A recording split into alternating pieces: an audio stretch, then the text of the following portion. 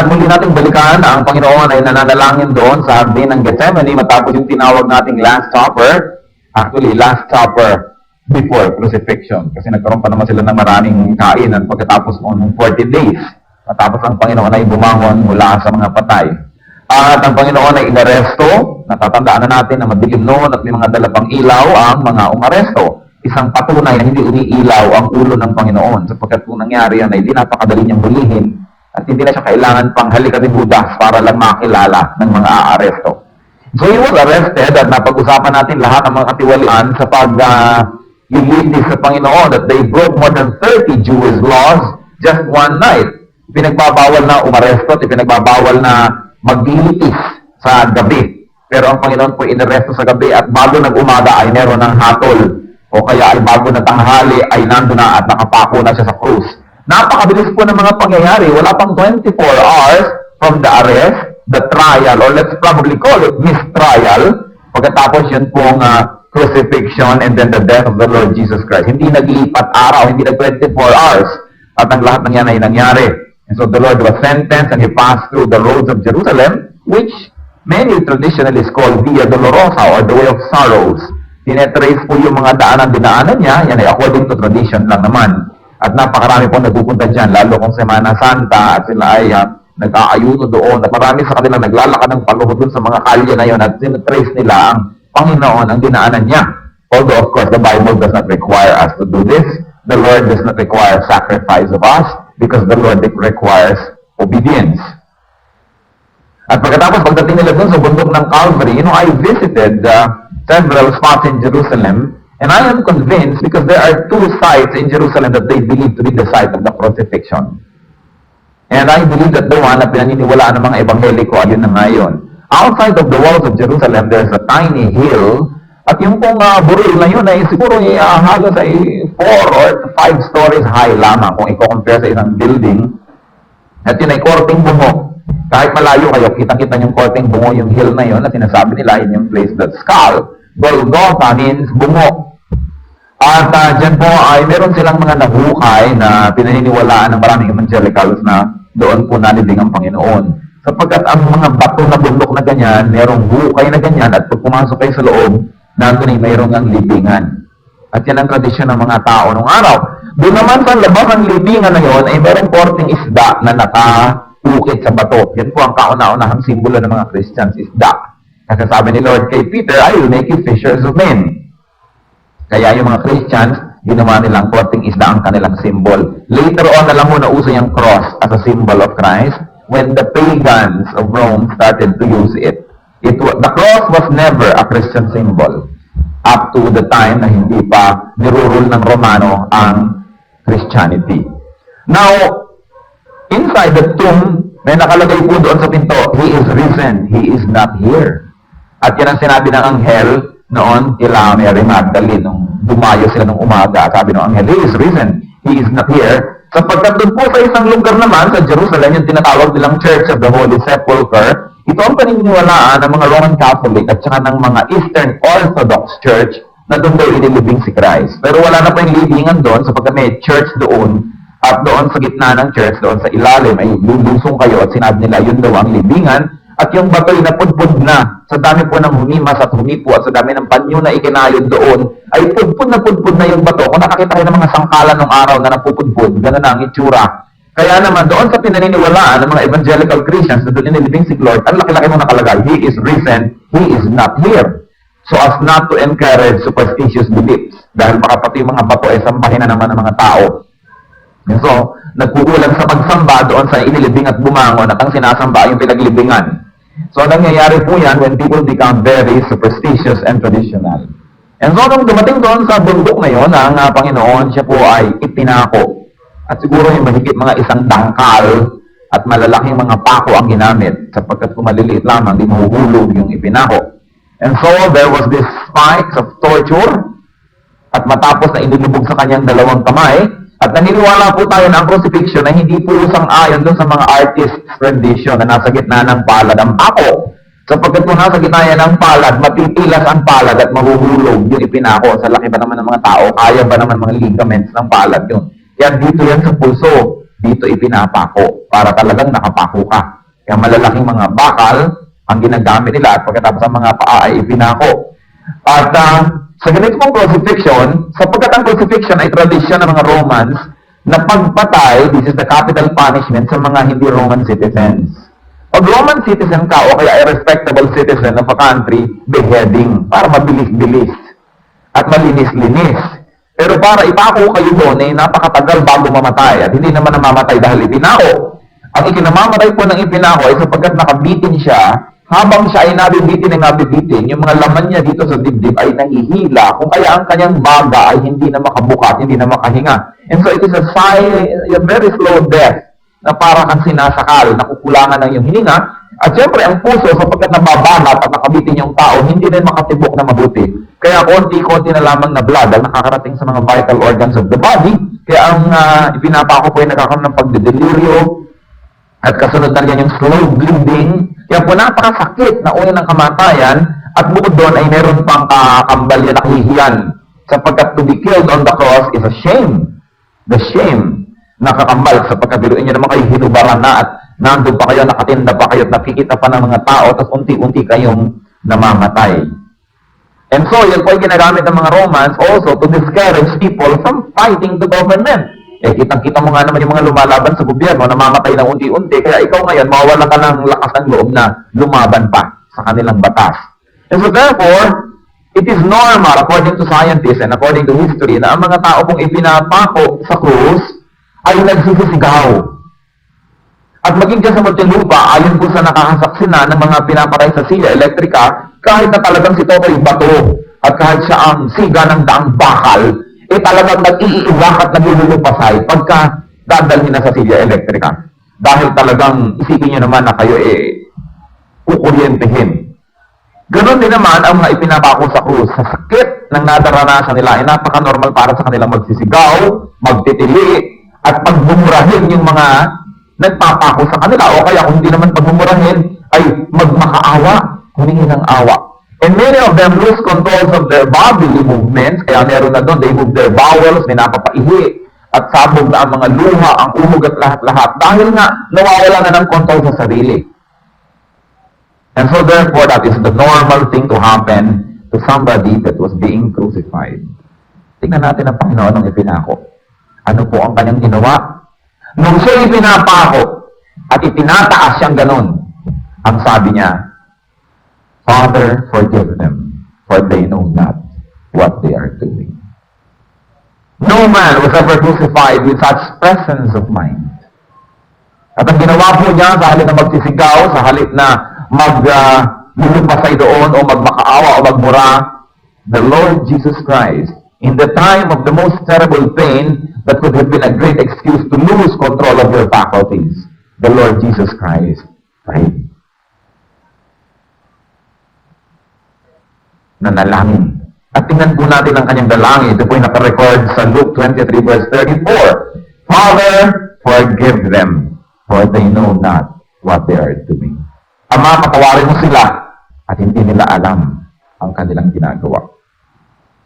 In such a time of crisis and utmost pain, Jesus never said a word of indignation, never a word of bitterness. Hindi siya nagsisi. Na bakit ko ba nagawa pa ito? Bakit ba ako pumunta pa dito sa mundo? Wala po siyang sinisi, hindi siya nagmura, he never cursed anybody. Hindi niya binigyan ng babala yung mga nagpapako sa kanyang, lagot kayo sa akin. Nalimutan niyo na ba kung sino ako? There was no word of complaint, no word of regret, and no word of plea. Hindi siya nakiusap. Instead, Jesus Christ prayed. And in such time of terrible pain and danger to his own person, did he pray for himself? No. He prayed for other people. He prayed for his tormentors. Isipin nyo, na sa halip na magalit siya ay nanalangin, at sa halip na ipanalangin ang sarili, ipinanalangin niya yung nagpapahirap sa kanya. What kind of love is this? At natupad po ang hula, ang prophecy ni Isaiah 53 verse 12, when Isaiah looked forward to the Lord Jesus Christ, more or less about 600 years before Jesus Christ was born, Isaiah was writing about the Messiah. And he said in Isaiah 53 verse 12, He bore the sins of many and made intercession for the transgressors. Natupad ang sinabi. Nilagay niya sa kanyang katawan ang kasalanan ng lahat at pagkatapos ay nanalangin siya para sa mga gumawa ng masama sa kanya. The consistent habit of a lifetime, which is prayer, persisted in the most trying hour of his life on earth. What about us? Kumusta po naman tayo? What do we say and what do we do in times of pain? Ano nga bang ginagawa natin pag nahihirapan tayo? Anong sinasabi natin pag nasasaktan na tayo? Sumbatan na yan. Kahit mga mag-asawa na napakahaba ng pinagsamahan at napakalalim ng pinagmahalan sa isa't isa, pag nasaktan na yung isa, susumbatan na rin yung isa. Sakitan na. In times of pain, in times of inconvenience, in times of disappointment, what comes out of our mouths? Mga pagsisisi, mga pananumbat, masasakit na salita, may mga ina pa na, di sana'y pinisil ko na ang iyong ilong ng maliit ka pa, magiging ka lang palang suwain. May mga ganyan, mga sumbat na. May mga bata naman na sinusumbatan din ng magulang. What do we do and what do we say in times of pain? The Lord Jesus Christ, our Lord, our Savior, and our model, gave us the perfect example of how we should face pain and disappointment to pray. And He prayed for His tormentors. What about the prayer? Tingnan po natin. Isinulat pa natin dyan. Ginawa pa nila Brother Lem at ang mga kasama niya. Father, forgive them, for they know not what they're doing. Bakit Father agad ang beginning ng prayer niya? Tingnan po natin. Father! You know, in the Bible, there is no word that is idle. Lahat po ng salita dyan na may katuturan. At hindi yan nandyan para lang dekorasyon. The arrest, the trial, the crucifixion of Jesus Christ could have weakened His faith in Himself. Pwede. Kung tayo, nagkakaroon ng mga kabiguan, nasasaktan tayo, kung minsan nawawalan na tayo ng confidence sa sarili. Nalilimutan na natin kung sino tayo, and so we get lost. Nagkakaroon tayo ng identity crisis.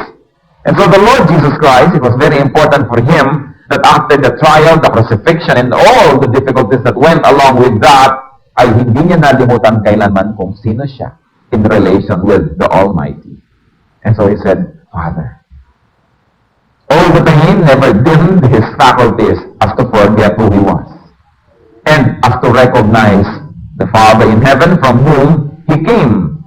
And so, buong-buo pa ang kanyang faith, ang kanyang conviction, at ang kanyang self-identity. In spite of everything that happened. Na napakarami nagsasabing, hindi ka naman siguro talaga anak ng Diyos. Kung Diyos ka nga, bumaba ka dyan. Sige nga, at pakawalan mo yung sarili. Kaya tayo naman kung nagbibiguri na naghihirap na ang loob, maaari nga tayong matempt na ano nga ba, sino na nga ba ako? Marami sa mga kabataan, pagka sila'y nasasaktan, pagka sila'y nadidisiplina, nagdududa kung sila'y mahal ng kanilang magulang. At yung iba nga nagdududa pa, baka ampon lang ako. Ako ginaganito. Lalo kung ako may sumusulsul sa'yo, ampon ka lang naman napulot ka lang naman sa kahon ng gata sa baha. So, kung medyo inaapi-api ka na, pwede ka pang maniwala. And so, maraming ganong temptation kay Lord, nakalimutan niya kung sino siya. Dahil sa dahil nangyari, para na siyang inabandon talaga ng lahat-lahat. And so, therefore, he had a very clear faculty. And it was a statement of faith on his side. He said, Father.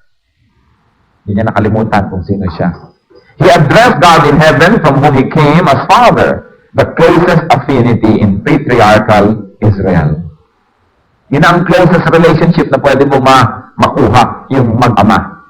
Sapagkat sa Israel, ama ang leader, hindi ina. Sa atin po, sa Pilipinas, matriarchal tayo.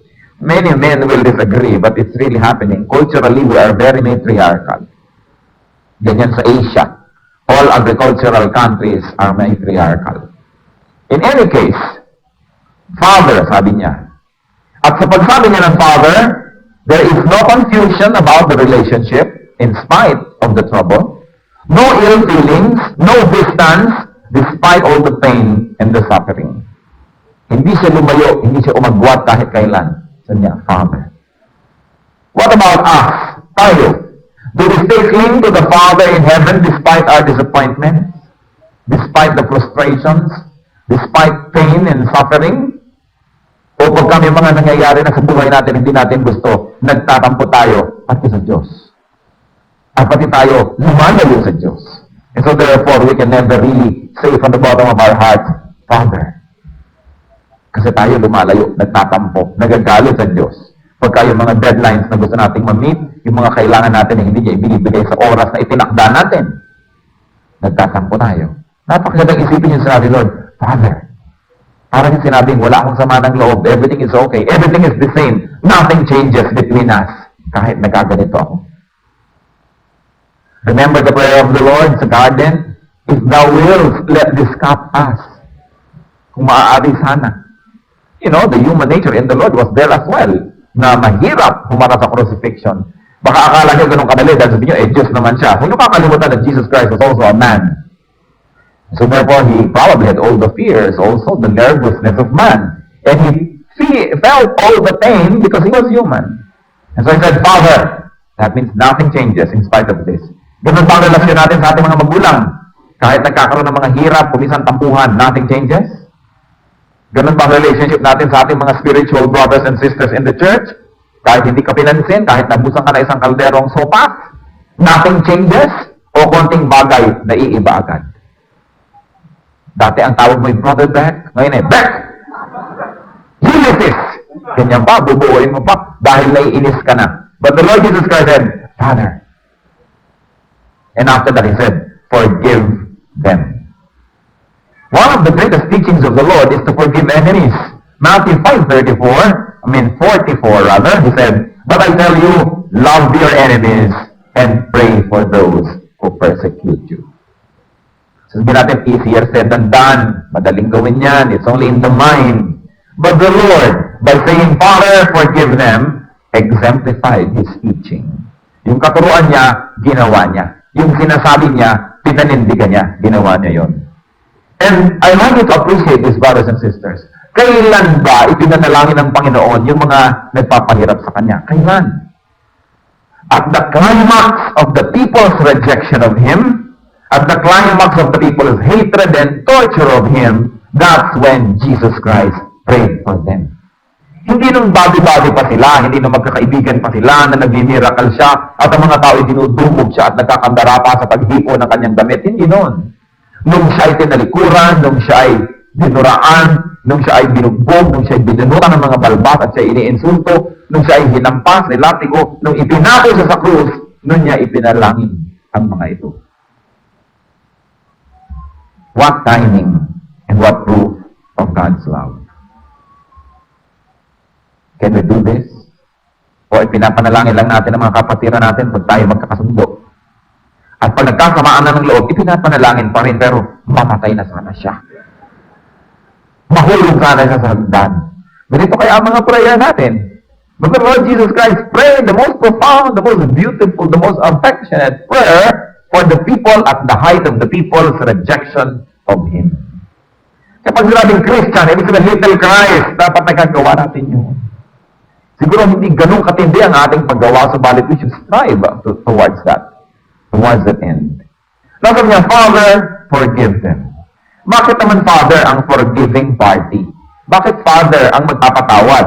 Samantalang sabi sa Matthew 9:6, si Jesus daw ay may authority on earth to forgive sins. In fact, He has forgiven many people their sins. Bakit hindi na lang siya magpapatawad? Why did He say, Father, forgive them? In the crucifixion, remember, Jesus counted Himself as among the sinners. In the crucifixion, Jesus was the sinner on behalf of the world. Kaya, hindi na siya nag-grant ng forgiveness. Because He counted Himself, ibinilan niya ang kanyang sarili na isa sa mga makasalanan. In fact, ibinilan niya ang kanyang sarili na isa-isang makasalanan. At ang lahat ng tao ay banal. Paano nangyari yon? Isaiah 53 verse 12. Because He poured out His life unto death and was numbered with the transgressors, for He bore the sins of many. 1 Peter 2:24, He Himself bore our sins in His body. Kaya, nung ang Panginoon po ay nakapako, siya lang ang may kasalanan sa buong mundo, sapagkat ang lahat ng kasalanan ng mundo, inilagay niya sa kanyang katawan. Kung kaya naman nung siya'y namatay, dala-dala niya sa libingan ng lahat ng kasalanan na kanyang dinala. At nung siya po'y nabuhay at iniwan niya ang libingan, nabaon na doon ang kasalanan ng buong mundo. That's why ang mga taong naniniwala sa Kanya, nagpapasakop sa Kanya, tumatanggap sa Kanya, inaari ng Ama na walang kasalanan. Dahil ang kasalanan natin, dinala niya sa Kanyang katawan. Kasalanan ng mga taong maniniwala at tatanggap sa Kanya. While salvation is for all, it is good only for those that will believe in it and will appropriate it for themselves. Kaya tinatawag si Jesus na tagapagligtas. Kaya tinatawag siyang kordero ng Diyos na nag-aalis ng kasalanan ng sanlibutan. Bakit niya naalis ang kasalanan ng libutan? Sinabi ba niya, magic, naalis ang iyong kasalanan. No! Naalis ang ating kasalanan dahil kinuha niya, pinako niya, binayaran niya. Kaya ang kasalanan bayad. Kaya tayo naliligtas hindi sa paggawa ng mabuti. Dahil paggawa ng mabuti para nagbabayad tayo sa kasalanan. Hindi pwedeng bayaran yun. Dahil kahit anong kabutihan ang gawin natin, hindi natin matatakpan ng mga kasalanan na ating ginagawa. Kaya ang Panginoong Jesus ang nagtakip, siya ang nagbayad. Kaya sabi ni John the Baptist, "Behold the Lamb of God that takes away the sins of the world." And when Jesus Christ had taken your sins and mine and placed it on His body, dinala niya yun sa kamatayan. And so, He did not count Himself as the forgiving party because He put and placed on His body the sins of us all. Kaya tinatawag siyang tagapagligtas. Hindi quits, hindi forgive and forget, but the Lord paid the price. God's justice demanded that sin must be paid for. And God's mercy required that He pay for our sins. When Jesus Christ paid for our sins, sin was paid for, but the sinner did not pay. Yun ang ibig sabihin ng love. Kaya sabi sa John 3:16, "For God so loved the world that He gave His only begotten Son, that whoever believes in Him will not perish, but have everlasting life." Naliligtas tayo hindi sa pagpupunyagi, hindi sa paggawa ng mabuti, hindi sa pagsali sa relihiyon, hindi sa pagsunod ng mga kaugalian. Naliligtas tayo sa pagpapasakop kay Jesus at sinasabi natin, "Jesus Kristo, yung kasalanan ko, ibilang mo sa mga dinala mo sa kamatayan para hindi na ako magbayad pa." Kaya tayo naliligtas sa pananampalataya. We are saved by faith, not by works. Ano naman po ang inialok ng Panginoon sa Ama para masabi niyang, "Father, forgive them." Ano, quits na lang? Ganun na lang ba yun? Kalimutan na lang? Christ's bargaining chips for the deal of forgiveness was His own blood. Hindi pwedeng ang kasalanan ay kalimutan ng walang bayad ng dugo. Yan po ang sabi sa Hebrews 9:22, "Without the shedding of blood, there is no forgiveness of sins." Liban na ang dugo ay tumigis, walang kabayaran ang kasalanan. Kaya ang ginawa naman ng Panginoon, binayaran niya ang ating kasalanan ng kanyang sariling dugo. Kaya malakas ang loob niya na sabihin, "Father, forgive them, for they know not what they do." When the Lord says, "Father, forgive them," ang ibig sabihin niya, "Father, forgive them at my expense. Forgive them and condemn me. Father, forgive them and charge it to me." Kaya po tayong mga tao, wala tayong kapangyarihan at wala tayong karapatan na manalangin sa Diyos para sa kapatawaran ng kasalanan ng ating kapwa. Dahil anong ibabayad natin? Kung sinabi mong, "Diyos, patawarin po ang kasalanan ng lolo kong namatay," anong iniaalok mong bayad? Iaalok mo ba ang iyong dugo? Huwag na, lolo ko lang naman. Ganun kaya yun. At kahit pa tayo willing, yung dugo mo, ihuhugas mo sa lolo mo, di lalo yung dumumi. Yung dumi niya at dumi mo, nagsaka pa. Lalo na siyang nakondem. Kaya po hindi natin maaaring ipanalangin ang namatay na. Kaya hindi ipinananalangin ang kapatawaran ng isang taong namatay na. Sapagkat wala tayong karapatan na humingi sa Diyos ng kapatawaran ng kasalanan ng iba. Dahil wala tayong ibabayad. Ang Panginoong Jesus lang ang nagkaroon ng ganong karapatan. Sinabi niya, "Father, forgive them and charge it to me." Kayo po ba ay mamamatay sa krus ng Kalbaryo para sa isang kamag-anak na namatay? Para siya patawarin? Dahil ang lahat ng kasalanan ay bayad ay dugo. Hebrews 9:22, "Without the shedding of blood, there is no forgiveness." Kaya po, maling paniniwala at umaasa sa wala ang nananalangin para sa namatay na. At ito po ay napakalaking pandaraya sa atin, kaya kailangan po tayo makalaya dito. Pero inyo, kung ako'y nabubuhay sa mundo, at ako'y hindi naman nagpapaka-Diyos, at hindi naman ako nagsusuko ng buhay ko sa Diyos, sasabihin ko, pag namatay ako, ipanalangin na lang ako, ha? Bahala na kayo. Eh di ako'y nadaya, na nung namatay ako hindi ko tinanggap ang Panginoong Jesus bilang tagapagligtas. Hindi ako naligtas. Yun pala, yung kahit magdasal ng buong daigdig para sa akin, wala rin mangyayari. Eh di nadaya ako. Napalagay ako sa impyerno at hindi na ako ngayon nababawi. Kaya dapat po tayong makalaya sa kasinungalingan na yan ng pagdadasal para sa mga patay. Sapagkat kung hihingi tayo ng kapatawaran, dapat ay may bayad, dugo, at dugo lang ng Panginoon. Hindi naman maaaring, Lord, patawarin niyo po ang lolo ko at i-charge niyo kay Christ. Ano naman ang karapatan natin na ipasubo siya doon? Sa ganong klaseng kondisyon, para din tayo may utang tindahan, ang magbabayad mo, nanay ko. Diba? Hindi tama. Maliban na lang kayo inutusan ng nanay niyo na mangutang para sa kanya. Pero yung pupunta sa tindahan ng nanay, na-discover na lang kasi haba na pala ng release ng tren ang listahan ng kanyang utang, it is not right. Dahil wala naman tayong karapatan na ipasubo ang ating kapwa. Sa panahon po ng kamatayan, kahit sino sigurong taong relihiyoso, at kahit siguro sinong taong nagpaka-banal-banal, hihingi pa rin ng tawad sa Diyos sa kanyang kasalanan. Sapagkat alam niya na kahit gaano sa kabila at gaano siya kabanal o ka-relihiyoso, ay meron din siya talagang mga kasalanan. Kaya hihingi ng tawad. Pero nakita niyo po ang Panginoon, hindi man lang humingi ng tawad para sa kanyang sarili, ang inihingi ng tawad yung mga taong tinubos niya. Either he was a perfect impostor or he was perfectly holy.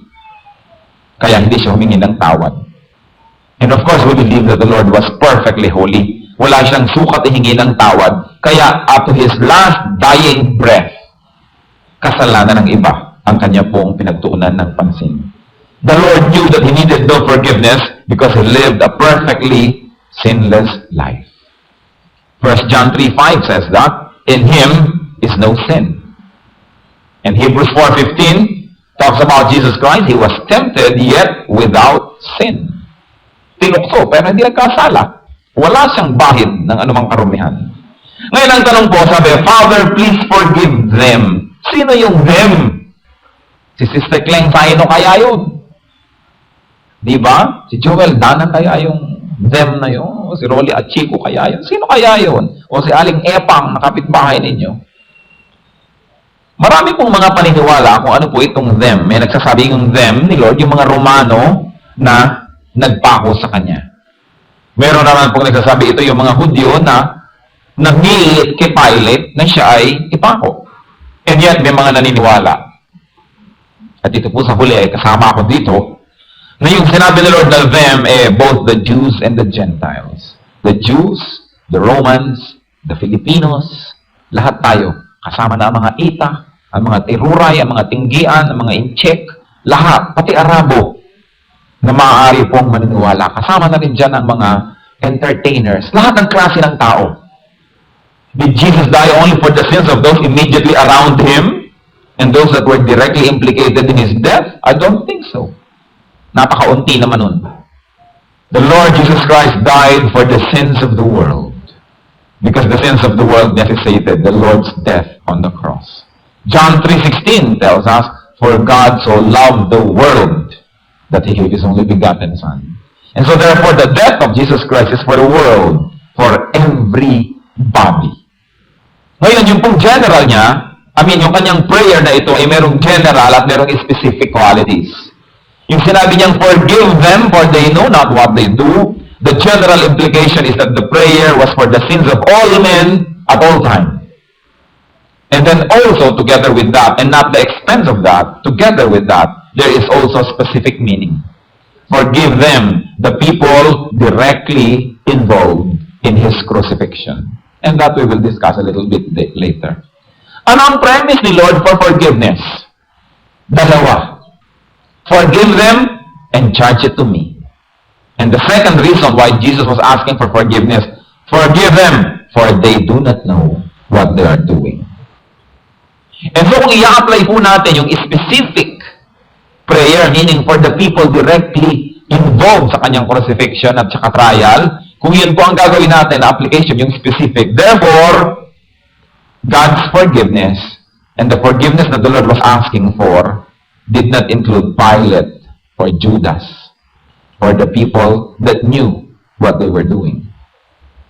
Katulad ni Pilato, alam na alam niyang mali ang ginagawa niya, kaya di pa hugas-hugas pa siya ng kamay kasi hindi niya din matake yung ginagawa niya. So alam niyang mali, alam niya. Judas knew what he was doing, and so therefore, whom did the Lord pray for? In the specific category, remember, may general, yung para sa ating lahat. Those who knew not what they did. Hindi maaaring kasama, muli, sabanggitin ko, si Judas o si Pilato o yung mga iba pa na alam nila ang kanilang ginagawa. Sins of ignorance are more easily forgivable than sins of knowledge.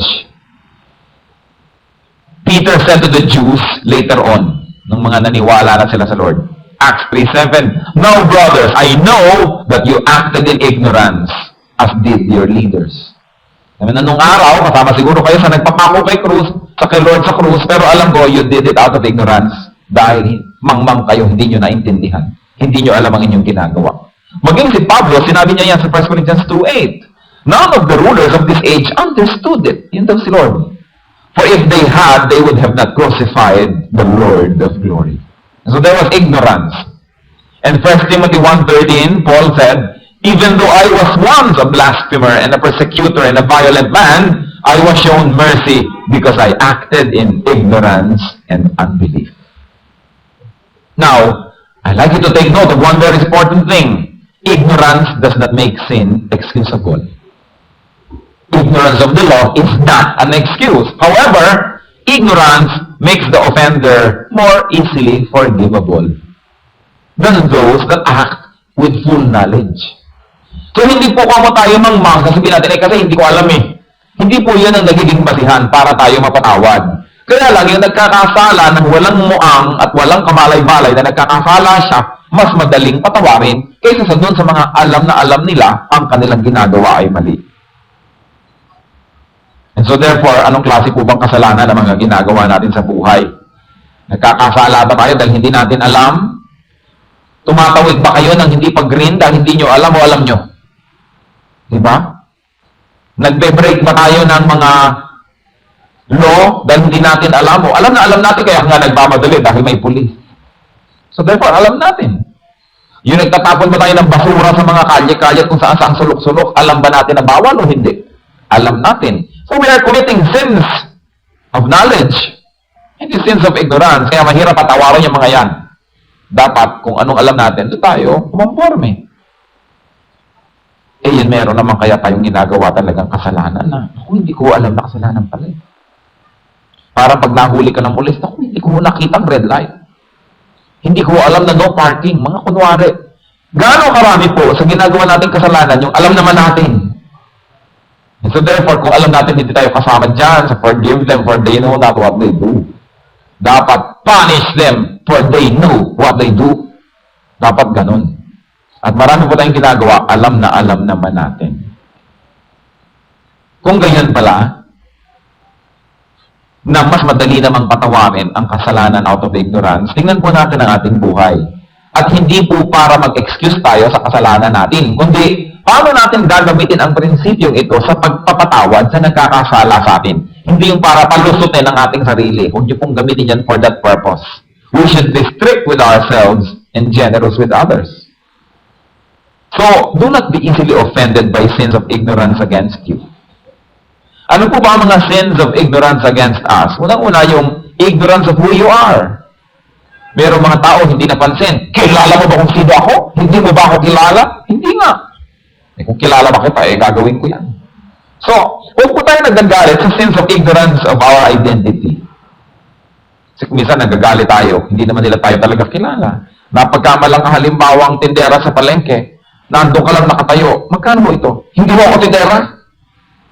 Customer ako. Di ba? Mukha ba ako tindera? Sasabihin ko ng tanong kaya nga napagkamalan But the point is, bakit tayo magagalit agad? Hindi naman nila alam. Di ba? Or, let not be so easily offended with ignorance of your inconvenience or suffering. Katulad nung natapakan ka, galit na galit ka, sinadya ba naman ng tao na tatapakan ko nga siya? So, hindi niya alam. And so, bakit tayo magagalit? Eh, meron siyang ignorance. Di ba? O kaya, meron ginawa ang isang tao. It inconvenienced us so much. Pero hindi naman niya sinadya. Hindi niya alam na mahihirapan tayo.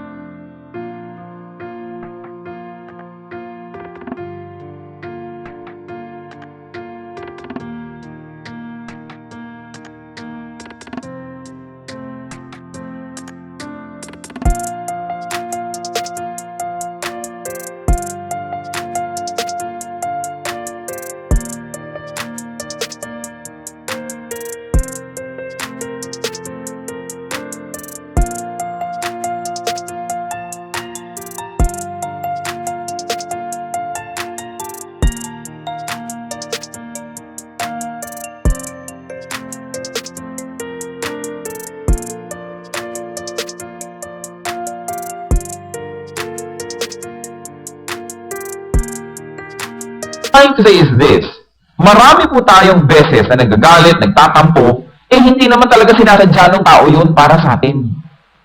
Kung minsan, nagbigay sa'yo ng isang family-size soft drink, pagkakuha mo ng konti, tinakpan na niya agad. Dahil baka langawin, baka lumabas yung mga bula-bula, sabi mo agad, tinatakpan na, ayaw na magbigay. Kaya ito pa, ayoko na. Tampo na tayo. Sense of ignorance. Hindi naman nila sinasadya yun na tayo ay ma-offend. Ang hirap naman sa atin, kaya tayo laging nasasaktan, ang ninipis natin. Lagi na lang natin ini-interpret na ginaganyan niya ako, inaapi niya ako, kinakawawa niya ako. Lalong-lalo na po yung mga nakikitira, mga nakikisama, nakikisuno, napakaninipis. Lagi na lang ang interpretation ay ganun. Kung minsan, nasa isang kwarto siya, bukas ang ilaw, umalis siya sandali, dumating yung may bahay, pinatay. Pagbalik niya, nagpapatay na ako ng ilaw, kalibasa, hindi man lamang ako nakakapag-entrega. Malay ba niya na ikaw pala yung gumagamit ng ilaw na yun or something? Ang daming beses po, ganon. Nagagalit tayo agad, pero sins of ignorance. Hindi nila alam, hindi nila sinasadya. So, hindi tayo dapat magalit. And there's another part na dapat po easily and properly forgive. Yung pong people do something with good intentions but with very bad results. Ang ganda-ganda ng intention niya. Gusto ka lang niyang tulungan, na sorpresahin ka na habang wala ka ay linisin ang bahay. Nasunog ang bahay. Magagalit ka or not? Kay hirap naman yatang mag-forgive. Pero maganda naman ang intensyon ng tao. Di ba? Ang ganda-ganda ng intensyon. Maraming ganun Kung minsan, gagawa sila sa bahay, yung pala 110 yung isa mong gamit, isaksak sa 220, umusok na sunog, galit na galit ka. Pero maganda ang kanyang intensyon. Kung minsan naman, meron mag-volunteer magluto. Pagdating ng manong nanay, galit na galit. Yung pala, bukas pa yan. Ba't yan ang iniluto mo? Ganyan-ganyan. So, good intention, pero bad result. So, sa ganun po, titingnan na lang natin yung intensyon. Ano ba ang hangarin niya? Kahit pa nga nagkabigo-bigo yung hangarin niya at ganyan, nasunog ang bahay. Maganda naman ang intensyon. Hindi tayo dapat nagagalit, di ba? Sana naman po, at I pray naman mangyari sa atin yung gano'n na napaka-saklap naman. But the principle is the same. People that have good intentions and bad results must be appreciated for their intentions. Kaya po kuminsan, may mga taong nagadala, gumawa ng mabuti. Kasi hindi natin ina-appreciate. Kasi pangit ang nangyari. So therefore, i-apply po natin ito when we are the forgiving party. Hindi yung when we need the forgiveness. Kasi dapat strict tayo sa ating sarili at maluwag sa iba. Sins of knowledge make the offender doubly guilty. Natandaan po natin yan, maibalik ko yan. Yung mga alam na alam natin mali, tapos ginagawa natin, doble ang ating guilt. James 4:17, anyone then who knows the good he ought to do and doesn't do it, sins. Yung nakaalam ng tamang gawin at hindi ginawa, nagkakasala siya. Hindi mo kailangan gumawa ng mali para magkasala. Yun lang alam mo kung anong tama at hindi mo ginawa, kasalanan na yun. Titus 1:16, they claim to know God, but their actions deny Him. They are detestable, disobedient, and unfit for doing good. Yan daw po yung mga nakaalam ng katotohanan. Ang nakakaalam ng mali, na tinalikuran na niya, tapos babalikan niya, sabi sa Bible, they are like dogs. Dogs return to their own vomit. Isinuka na, kakainin pa uli, mamaya. Ganon yung mga alam na nating mali, iniwaksin na natin, mamaya, binabalik-balikan. Sinagot po kaya ng ama ang dalangin ng anak. Did the father answer the prayer? Did he grant forgiveness? Una, specifically to the people that did not know what they were doing.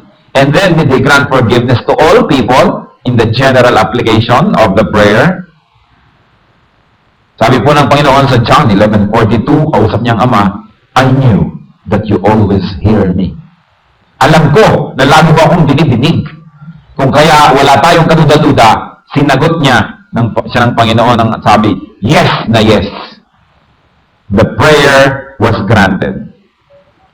At atin pong pakaisipin, bago na ilibing ang namatay na katawan ng Panginoon, yung centurion, yung opisyal na nanguna sa mga sundalo na nagsagawa ng pagpapako at pagbabantay hanggang sa siya'y namatay, the centurion in charge of the execution squad and those with him confessed in Christ's deity before the Lord was buried. Bago na ilibing sa Matthew 27:54, when the centurion and those with him, in other words, yung mga sundalong kasama niya, who were with him guarding Jesus, so the earthquake, kasi lumindol po nung namatay ang Panginoon. And all that happened, they were terrified and exclaimed, surely he was the Son of God. Yes, the prayer was answered. Nagkaroon na sila ng faith. At kung nagkaroon ng faith, forgiveness follows. Bago na ilibing ang katawan, lahat ng mga sundalo have become converts. The Lord accomplished in death what was not accomplished in life. And Acts 2:41, nung sinabi kong 3,000 ang na-convert sa loob lang ng isang araw, marami pong mga scholars ang naniniwala ng